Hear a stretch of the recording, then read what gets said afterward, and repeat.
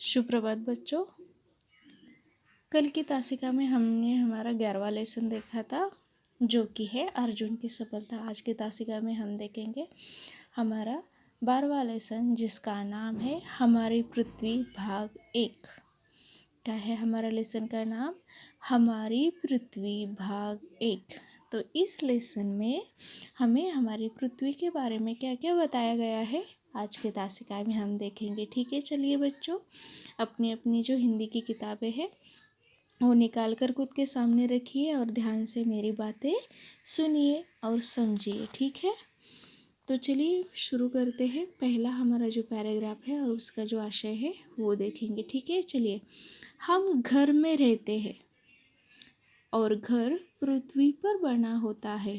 पेड़ पक्षी पेड़ पर रहते हैं और पेड़ पृथ्वी पर उगता है। पशु जंगल में रहते हैं और जंगल पृथ्वी पर उगता है। मछली पानी में रहती है और पानी पृथ्वी पर बहता है या भरा होता है। इसका अर्थ यह हुआ कि हमारे पशुओं और मछलियों के घरों का घर पृथ्वी पर ही है। पृथ्वी न हो तो हम सब कहाँ रहेंगे? देखिए यहाँ पर बच्चों क्या बताया गया है। हम कहाँ रहते हैं? हमारे घर में रहते हैं। तो ये घर कहाँ बना होता है? पृथ्वी पर बना होता है। जैसे हमारे जैसे ही ये जो पेड़ होते हैं, पक्षी कहाँ रहते हैं? पेड़ों पर रहते हैं। जो बहुत सारे जो विविध प्रकार के जो पक्षी होते हैं, जो पंछी होते हैं, वो कहाँ रहते हैं? पेड़ों पर रहते हैं। उनका बसेरा पेड़ों पर होता है। तो वहाँ पर ये जो पेड़ उगते हैं वो कहाँ पर उगते हैं? पृथ्वी पर। तो पेड़ कहाँ पर उगते हैं? पृथ्वी पर उगता है। और जो हमारे जो एनिमल्स होते हैं, जो पशु होते हैं, उनको हम हिंदी में पशु कहते हैं।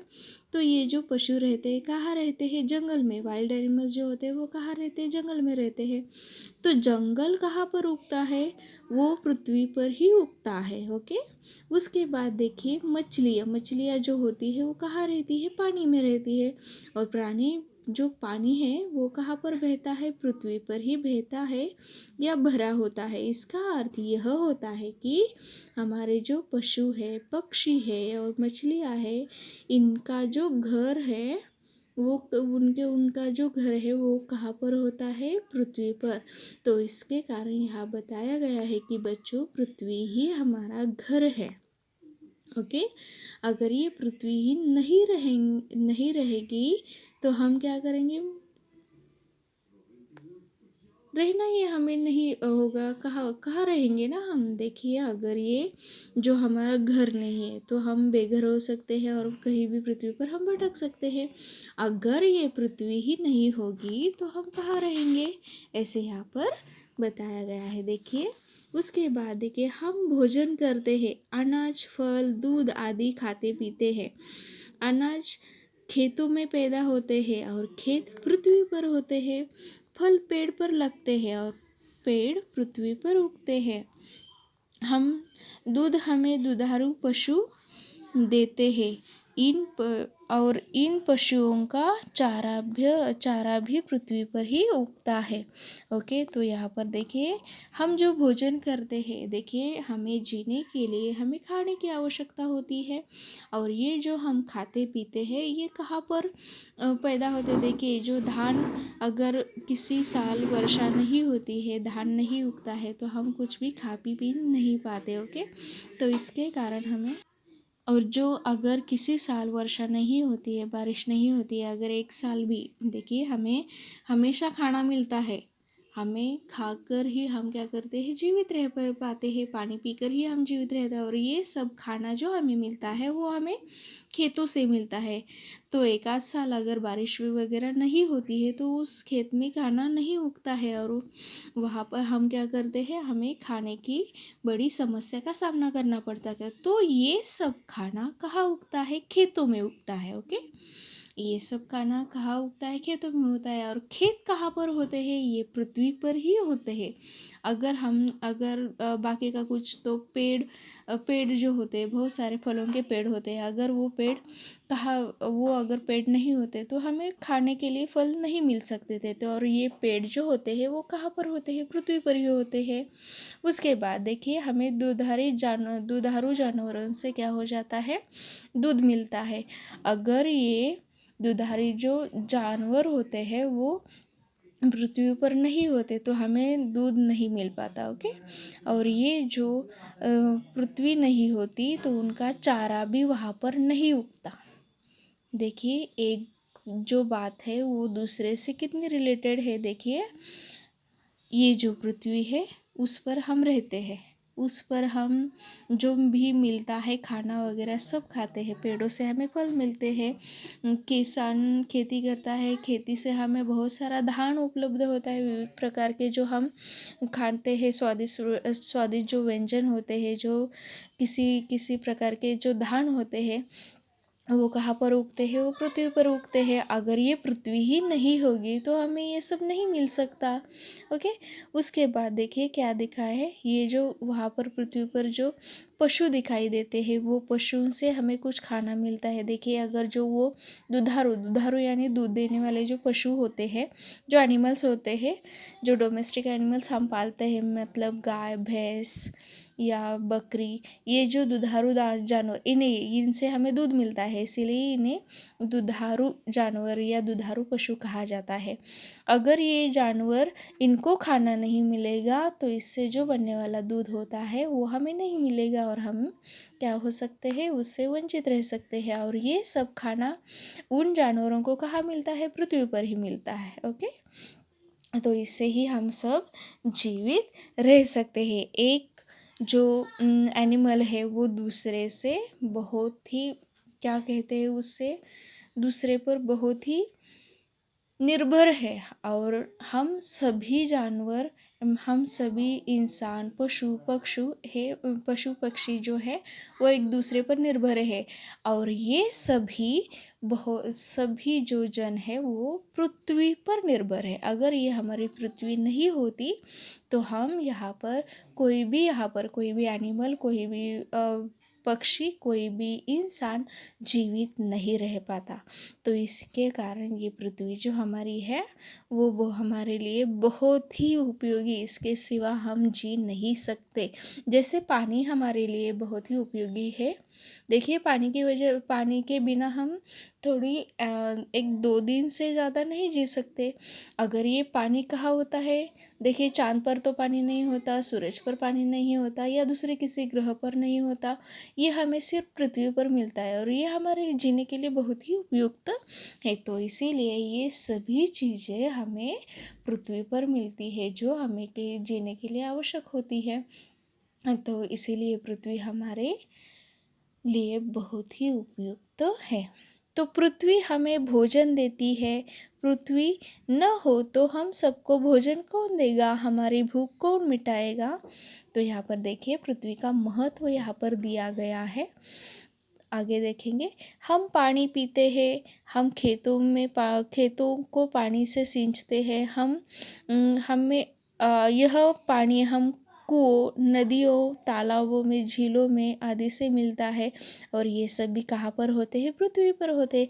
अर्थात पृथ्वी ही है हमें पानी देती है। पृथ्वी न हो तो हम सबको पानी कौन देगा? हमारी प्यास कौन बुझाएगा? देखिए, हमारी भूख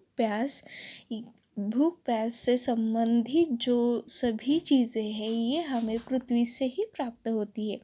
अगर ये पृथ्वी नहीं होगी तो हमें ये सब नहीं मिलेगा और ये सब नहीं मिलने की वजह से हम मर जाएंगे। ओके। हम सांस लेते हैं, नाक से हवा को भीतर खींचते हैं। हवा में ऑक्सीजन होता है, इससे हम जीवित रहते हैं। हवा हमें वायुमंडल से मिलती है। वायुमंडल पृथ्वी के चारों ओर फैला हुआ है। पृथ्वी के चारों ओर कौन फैला हुआ है? वायुमंडल। देखिए, यहाँ पर क्या बताया, हम जो सांस लेते हैं, जैसे आपको बताया गया है, आपने सीखा है, अभी आप कक्षा तीसरी के विद्यार्थी हैं, आपने सीखा है कि हम सांस लेने के लिए कौन सा जो हमारे लिए बहुत ही उपयुक्त वायु होता है वो है ऑक्सीजन। उससे हम क्या होते हैं, जीवित रह पाते हैं। और यही ऑक्सीजन हमें कहाँ पर मिलता है, वायुमंडल से मिलता है। तो ये ऑक्सीजन अगर नहीं होगा तो हम सब यहाँ पर जी नहीं सकते। ओके, तो ये जो हवा है हमें कहाँ से मिलती है, वायुमंडल से मिलती है। और यही वायुमंडल कहाँ पर होती है, पृथ्वी के चारों ओर। ओके, तो ये वायुमंडल फैला हुआ होता है। इसके बाद देखेंगे हम आगे क्या होता है बच्चों। यह पृथ्वी का ही एक भाग है, अर्थात पृथ्वी हमें हवा देती है। पृथ्वी न हो तो हमें हवा कौन देगा, हम जीवित कैसे रहेंगे। तो देखिए बच्चों, अगर ये पृथ्वी पर वायुमंडल नहीं होता तो हम ऑक्सीजन नहीं ले पाते, और हम कभी भी कोई भी जो जानवर होते हैं, जो पशु होते हैं, जो पक्षी होते हैं, वो जीवित नहीं रह सकते। क्योंकि हमें जीने के लिए जैसे पानी की आवश्यकता होती है, जैसे खाने की आवश्यकता होती है, वैसे ही हमें ऑक्सीजन की भी आवश्यकता होती है। अगर ऑक्सीजन हमें नहीं मिलता तो हम मर जाते। तो ये सब हमें कहाँ उपलब्ध होता है, हमारी प्यारी सी पृथ्वी पर उपलब्ध होता है। और ये वायुमंडल का जो घेरा पृथ्वी को घेरा हुआ होता है, वही वायुमंडल से हमें ऑक्सीजन की प्राप्ति भी होती है। तो इसीलिए अगर ये पृथ्वी नहीं होगी तो हमें सांस लेना ही मुश्किल हो जाएगा और हम जीवित नहीं रह सकते। इसके बाद हम देखेंगे, हम कपड़े पहनते हैं गर्मियों में सूती, सर्दियों में ऊनी कपड़े पहनते हैं। सूती कपड़ा रुई से बनता है। रुई कपास के पौधे से मिलती है। कपास खेत में उगती है।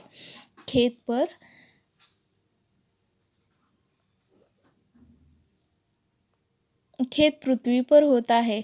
भेड़ बकरी से मिलती है। इनका चारा पृथ्वी पर उगता है। तो पृथ्वी हमें कपड़े देती है। पृथ्वी न हो तो कपड़ा हमें कौन देगा, गर्मी सर्दी से हम कैसे बचें। देखिए, जैसे हमारी जो ज़रूरतें हैं, खाना पीना सांस लेना, वैसे ही हमारी मोस्ट इम्पॉर्टेंट एंड जो इंसान होते हैं, जो व्यक्ति होते हैं, उनकी मोस्ट इम्पॉर्टेंट एक आवश्यकता होती है, वो है कपड़े। खुद की रक्षा करने के लिए हवा से, सर्दी से, गर्मी से हमारी खुद की रक्षा करने के लिए हमें कपड़ों की ज़रूरत होती है। तो यहाँ पर हम जो कपड़े पहनते हैं वो कैसे पहनते हैं, देखिए, गर्मियों में हम क्या करते हैं, सूती कपड़े पहनते हैं। सर्दियों में हम ऊनी कपड़े पहनते हैं। ओके, सूती कपड़ा हमें किससे मिलता है, रुई से मिलता है। रुई पता है आपको, कॉटन, तो उससे मिलता है।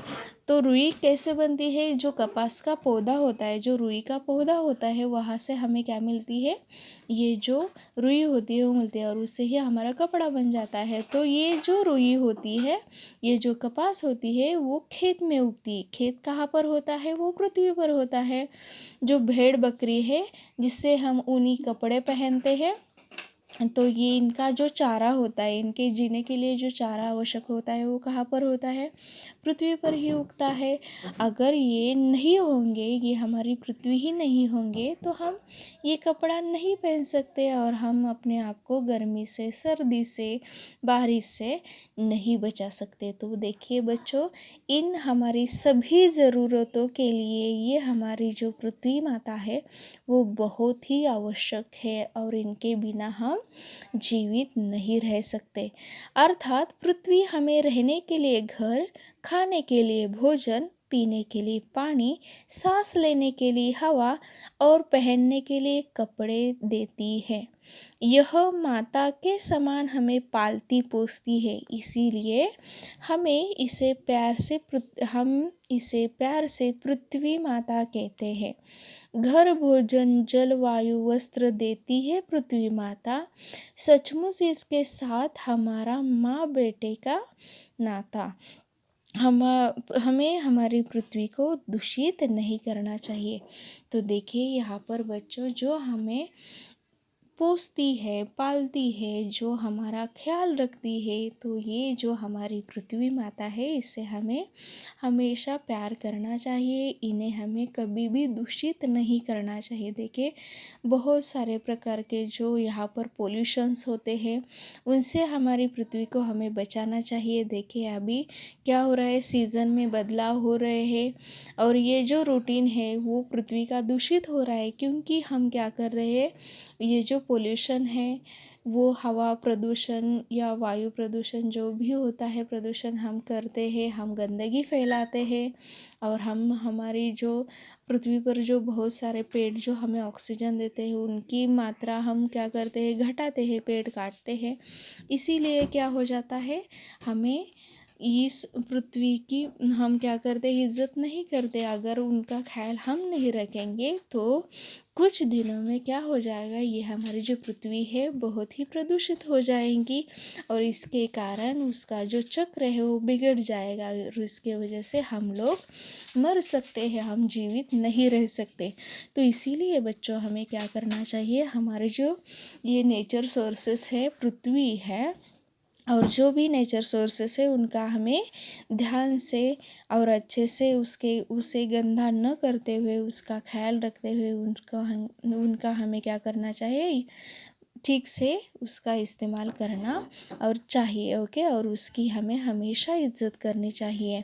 हमारी जो पृथ्वी है वो है और इसीलिए हम भी जीवित रह सकते हैं। जो हमारे जो पशु पक्षी है, जो एनिमल्स है, जो जानवर है यहाँ के जो रहते हैं, जो हमारी ज़रूरतों का ख्याल रखते हैं, इन्हें ही हमें क्या करना चाहिए। ये सब हमें कहाँ पर मिलते हैं, पृथ्वी पर मिलते हैं। अगर ये पृथ्वी नष्ट हो जाएगी तो यहाँ पर कोई भी जिंदा नहीं रह सकता।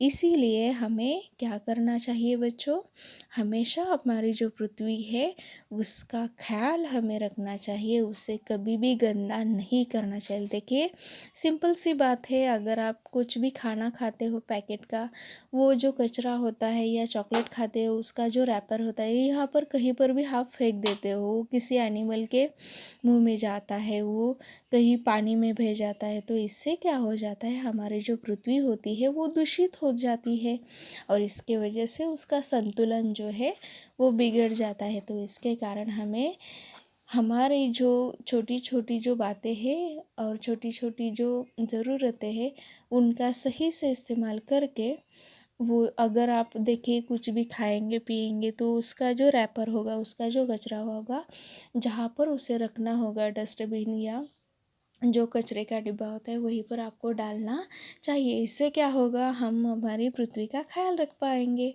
और इससे जो जानवर होंगे या यहाँ पर जो पक्षी होते हैं, इनको कोई भी हमें हानि नहीं पहुँचानी है और सब अच्छे से रखना है। ठीक है, तो हमारी पृथ्वी को हमें दूषित नहीं करना चाहिए, यही यहाँ पर बताया गया है। ठीक है बच्चों, ये लेसन आपको समझ में आया? ठीक है, धन्यवाद।